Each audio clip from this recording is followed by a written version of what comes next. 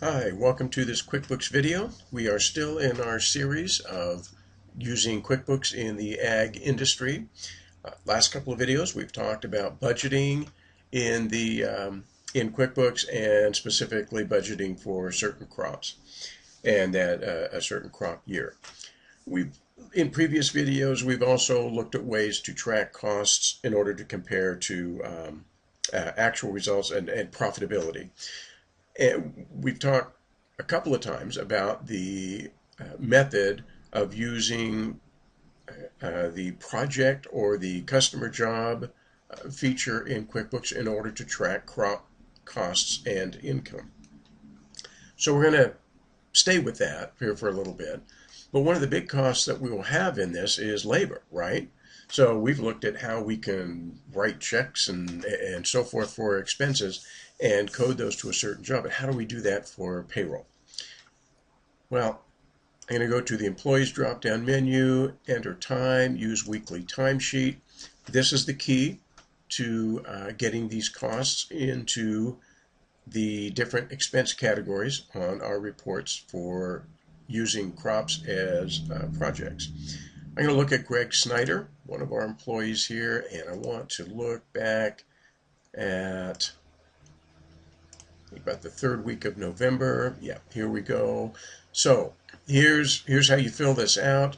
The project, if you will, that Greg is working on is that wheat crop for 2018-19. He did tractor work. He's getting an hourly rate for his pay. Class you may or may not have.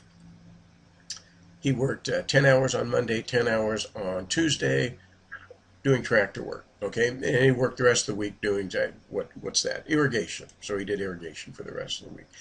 When you fill out the weekly timesheet and then you save that time will flow into the payroll part of the program.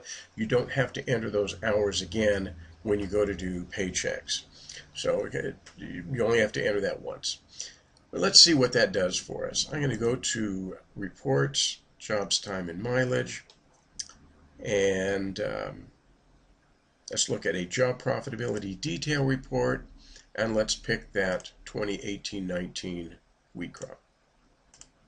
Now the paycheck has already been created for that time that was on that weekly timesheet. That's important to know that you can put time in there, but there's no expense associated with that time until you actually create the paycheck off of that time.